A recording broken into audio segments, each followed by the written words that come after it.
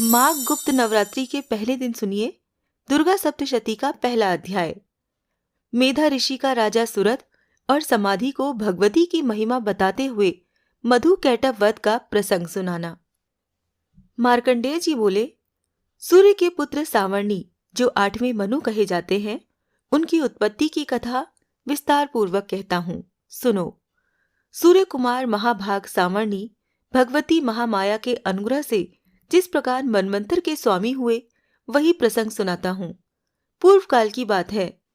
स्वारोचिष मनवंतर में सुरथ नाम के एक राजा थे, जो चैत्र वंश में उत्पन्न हुए थे। उनका समस्त भूमंडल पर अधिकार था। वो प्रजा का अपने औरस पुत्रों की भांति धर्म पूर्वक पालन करते थे। तो भी उस समय कोला विध्वंसी नाम के क्षत्रिय उनके शत्रु हो गए। राजा सुरथ की दंड नीति बड़ी प्रबल थी। उनका शत्रुओं के साथ संग्राम हुआ। यद्यपि कोला विध्वंसी संख्या में कम थे, तो भी राजा सुरथ युद्ध में उनसे परास्त हो गए। तब वो युद्ध भूमि से अपने नगर को लौट आए और केवल अपने देश के ही राजा होकर रहने लगे। किंतु वहां भी उन प्रबल शत्रुओं ने उस समय महाभाग राजा सुरथ पर आक्रमण कर दिया। राजा का बल क्षीण हो चला था। इसीलिए उनके दुष्ट, बलवान और दुरात्मा मंत्रियों ने वहां उनकी राजधानी में भी राजकीय सेना और खजाने को हत्या लिया। सुरथ का प्रभुत्व नष्ट हो चुका था। इसीलिए वो शिकार खेलने के बहाने घोड़े पर सवार होकर वहां से अकेले ही एक घने जंगल में चले गए। वहां उन्होंने वे प्रवर मेधा मुनि का आश्रम देखा, जहां कितने ही हिंसक जीव अपनी स्वाभाविक हिंसावृत्ति छोड़कर परम शांत भाव से रहते थे। मुनि के बहुत से शिष्य उस वन की शोभा बढ़ा रहे थे। वहां जाने पर मुनि ने उनका सत्कार किया और वो उन मुनि श्रेष्ठ के आश्रम पर इधर उधर विचरते हुए कुछ काल तक रहे। फिर ममता से आकृष्ट चित्त होकर वहां इस प्रकार चिंता करने लगे, पूर्व काल में मेरे पूर्वजों ने जिसका पालन किया था, वही नगर आज मुझसे रहित है। पता नहीं मेरे दुराचारी भृत्यगण उसकी धर्म पूर्वक रक्षा करते हैं या नहीं।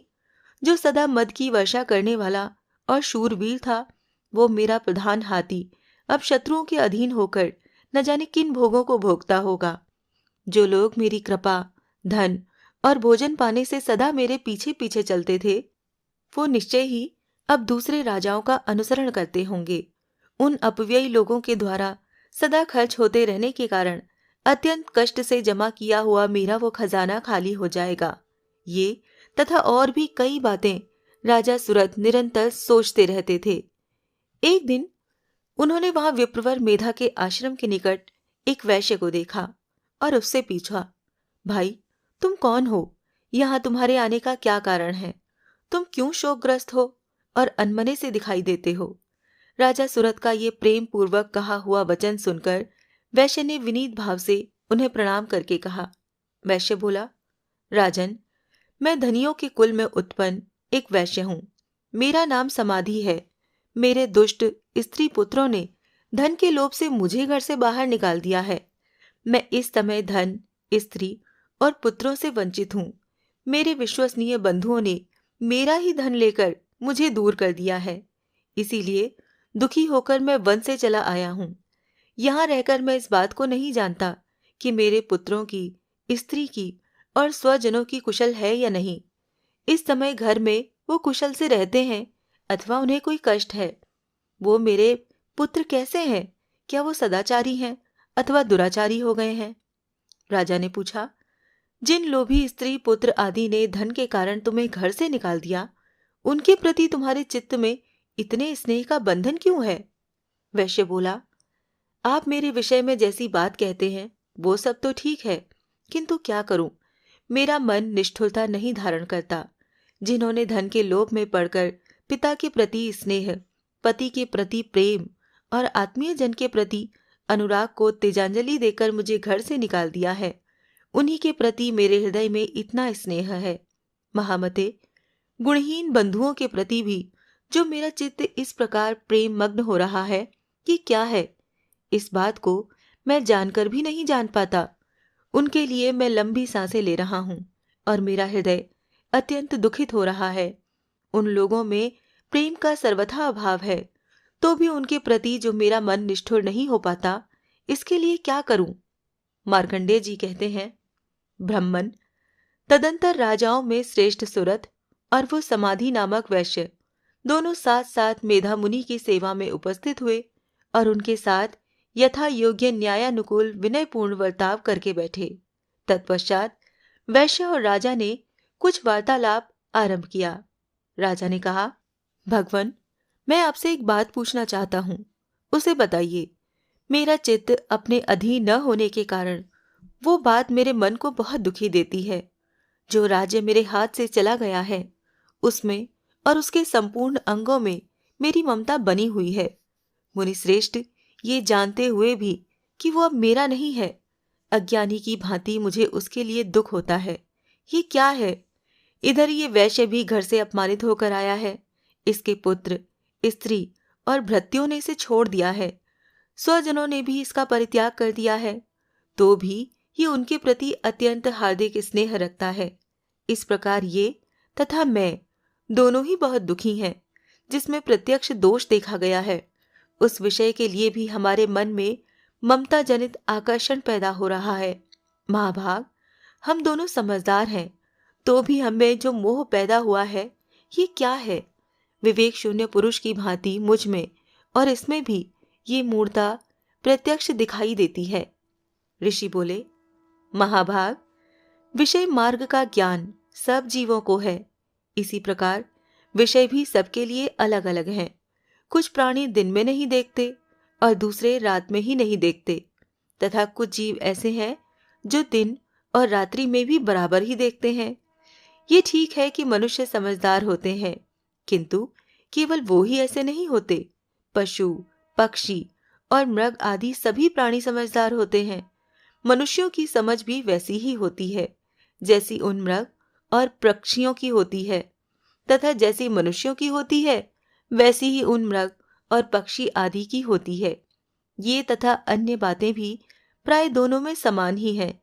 समझ होने पर भी इन पक्षियों को तो देखो, ये स्वयं भूख से पीड़ित होते हुए भी मोहवश बच्चों की चोंच में कितने चाव से अन्न के दाने डाल रहे हैं। नरश्रेष्ठ, क्या तुम नहीं देखते कि ये मनुष्य समझदार होते हुए भी लोभवश अपने किए हुए उपकार का बदला पाने के लिए पुत्रों की अभिलाषा करते हैं? यद्यपि उन सब में समझ की कमी नहीं है, तथापि वो संसार की स्थिति बनाए रखने वाले भगवती महामाया के प्रभाव द्वारा ममतामय भंवर से युक्त मोह के गहरे गर्त में गिराए गए हैं। इसीलिए इसमें आश्चर्य नहीं करना चाहिए। जगदीश्वर भगवान विष्णु की योग निद्रा रूपा जो भगवती महामाया है, उन्हीं से ये जगत मोहित हो रहा है। वो भगवती महामाया देवी ज्ञानियों के भी चित्त को बलपूर्वक खींचकर मोह में डाल देती हैं। वो ही इस संपूर्ण चराचर जगत की सृष्टि करती हैं, तथा वो ही प्रसन्न होने पर मनुष्यों को मुक्ति के लिए वरदान देती हैं। वो ही परा विद्या, संसार बंधन और मोक्ष की हेतुभूता सनातनी देवी तथा संपूर्ण ईश्वरों की भी अधीश्वरी हैं। राजा ने पूछा, भगवन, जिन्हें आप महामाया कहते हैं वो देवी कौन है? ब्रह्मन, उनका आविर्भाव कैसे हुआ तथा उनके चरित्र कौन कौन है? ब्रह्मवेत्ताओं में श्रेष्ठ महर्षि उन देवी का जैसा प्रभाव हो, जैसा स्वरूप हो और जिस प्रकार प्रादुर्भाव हुआ हो, वो सब मैं आपके मुख से सुनना चाहता हूँ। ऋषि बोले, राजन, वास्तव में तो वो देवी नित्य स्वरूपा ही है। संपूर्ण जगत उन्हीं का रूप है तथा उन्होंने समस्त विश्व को व्याप्त कर रखा है। तथापि उनका प्राकट्य अनेक प्रकार से होता है। वो मुझसे सुनो। यद्यपि वो नित्य और अजन्मा है, तथापि जब देवताओं का कार्य सिद्ध करने के लिए प्रकट होती हैं, उस समय लोक में उत्पन्न हुई कहलाती हैं। कल्प के अंत में जब संपूर्ण जगत एकांडव में निमग्न हो रहा था और सबके प्रभु भगवान विष्णु शेषनाग की शैया बिछाकर योग निद्रा का आश्रय लेकर सो रहे थे, उस समय उनके कानों के मैल से दो भयंकर असुर उत्पन्न हुए, जो मधु और कैटव के नाम से विख्यात थे। वो दोनों ब्रह्मा जी का वध करने को तैयार हो गए। भगवान विष्णु के नाभि कमल में विराजमान प्रजापति ब्रह्मा जी ने जब उन दोनों भयानक असुरों को अपने पास आया और भगवान को सोया हुआ देखा, तब एकाग्र चित्त होकर उन्होंने भगवान विष्णु को जगाने के लिए उनके नेत्रों में निवास करने वाली योग निद्रा का स्तवन आरंभ किया, जो इस विश्व की अधीश्वरी, जगत को धारण करने वाली, संसार का पालन और संहार करने वाली तथा तेज स्वरूप भगवान विष्णु की अनुपम शक्ति हैं। उन्हीं भगवती निद्रा देवी की भगवान ब्रह्मा स्तुति करने लगे।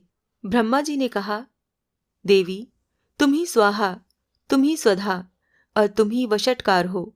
स्वर भी तुम्हारे ही स्वरूप है। तुम ही जीवनदायिनी सुधा हो। नित्य अक्षर प्रणव में अकार, उकार, मकार इन 3 मात्राओं के रूप में तुम ही स्थित हो तथा इन 3 मात्राओं के अतिरिक्त जो बिंदु रूपा नित्य अर्ध मात्रा है, जिसका विशेष रूप से उच्चारण नहीं किया जा सकता, वो भी तुम ही हो। देवी, तुम ही संध्या, सावित्री और परम जननी हो। देवी, तुम ही इस विश्व ब्रह्मांड को धारण करती हो। तुमसे ही इस जगत की सृष्टि होती है, तुम ही से इसका पालन होता है और सदा तुम ही कल्प के अंत में सबको अपना ग्रास बना लेती हो। जगन्मयी देवी, इस जगत की उत्पत्ति के समय तुम सृष्टि रूपा हो, पालन काल में स्थित रूपा हो तथा कल्पांत के समय संहार रूप धारण करने वाली हो। तुम ही महाविद्या, महामाया, महामेधा, महास्मृति, महामोह रूपा, महादेवी और महासुरी हो। तुम ही तीनों गुणों को उत्पन्न करने वाली सबकी प्रकृति हो। भयंकर काल रात्रि, महारात्रि और मोहरात्रि भी तुम ही हो। तुम ही श्री, तुम ही ईश्वरी, तुम ही और तुम ही बोध स्वरूपा बुद्धि हो। लज्जा, पुष्टि, तुष्टि, शांति और क्षमा भी तुम ही हो। तुम खड्ग धारिणी, शूल धारिणी, घोर रूपा तथा गदा, चक्र, शंख और धनुष धारण करने वाली हो। बाण, भुशुंडी और परिघ ये भी तुम्हारे अस्त्र हैं। तुम सौम्य और सौम्यतर हो। इतना ही नहीं, जितने भी सौम्य और सुंदर पदार्थ हैं, उन सबकी अपेक्षा तुम अत्यधिक सुंदरी हो। पर और अपर सबसे परे रहने वाली परमेश्वरी तुम ही हो। सर्व स्वरूपे देवी, कहीं भी सत असत जो कुछ वस्तुएं हैं और उन सबकी जो शक्ति है वो तुम ही हो। ऐसी अवस्था में तुम्हारी स्तुति क्या हो सकती है, जो इस जगत की सृष्टि, पालन और संहार करते हैं। उन भगवान को भी जब तुमने निद्रा के अधीन कर दिया है, तब तुम्हारी स्तुति करने में यहाँ कौन समर्थ हो सकता है। मुझको, भगवान शंकर को तथा भगवान विष्णु को भी तुमने ही शरीर धारण कराया है, अतः तुम्हारी स्तुति करने की शक्ति किसमें है। देवी, तुम तो अपने इन उदार प्रभावों से ही प्रशंसित हो। ये जो दोनों दुर्धर्ष असुर मधु और कैटभ हैं, इनको मोह में डाल दो और जगदीश्वर भगवान विष्णु को शीघ्र ही जगा दो। साथ ही इनके भीतर इन दोनों महान असुरों को मार डालने की बुद्धि उत्पन्न कर दो। ऋषि कहते हैं, राजन, जब ब्रह्मा जी ने वहां मधु और कैटभ को मारने के उद्देश्य से भगवान विष्णु को जगाने के लिए तमोगुण की अधिष्ठात्री देवी योग निद्रा की इस प्रकार स्तुति की, तब वो भगवान के नेत्र, मुख, नासिका, बाहु, हृदय और वक्ष स्थल से निकलकर अव्यक्त जन्मा ब्रह्मा जी की दृष्टि के समक्ष खड़ी हो गई। योग निद्रा से मुक्त होने पर जगत के स्वामी भगवान जनार्दन उस एकार्णव के जल में शेषनाग की शैया से जाग उठे। फिर उन्होंने उन दोनों असुरों को देखा। वो दुरात्मा मधु और कैटभ अत्यंत बलवान और पराक्रमी थे और क्रोध से लाल आंखें किए ब्रह्मा जी को खा जाने के लिए उद्योग कर रहे थे। तब भगवान श्री हरि ने उठकर उन दोनों के साथ 5000 वर्षों तक केवल बाहु युद्ध किया। वो दोनों भी अत्यंत बल के कारण उन्मत्त हो रहे थे। इधर महामाया ने भी उन्हें मोह में डाल रखा था। इसीलिए वो भगवान विष्णु से कहने लगे, हम तुम्हारी वीरता से संतुष्ट हैं, तुम हम लोगों से कोई वर मांगो। श्री भगवान बोले, यदि तुम दोनों मुझ पर प्रसन्न हो तो अब मेरे हाथ से मारे जाओ। बस इतना सा ही मैंने वर मांगा है, यहाँ दूसरे किसी वर से क्या लेना है। ऋषि ने कहा, इस प्रकार धोखे में आ जाने पर जब उन्होंने संपूर्ण जगत में जल ही जल देखा, तब कमल नयन भगवान से कहा, जहां पृथ्वी जल में डूबी हुई न हो, जहां सूखा स्थान हो, वहीं हमारा वध करो। ऋषि कहते हैं, तब तथास्तु कहकर शंख, चक्र और गदा धारण करने वाले भगवान ने उन दोनों के मस्तक अपनी जांघ पर रखकर चक्र से काट डाले। इस प्रकार ये देवी महामाया ब्रह्मा जी की स्तुति करने पर स्वयं प्रकट हुई थीं। अब पुनः तुमसे उनके प्रभाव का वर्णन करता हूं, सुनो।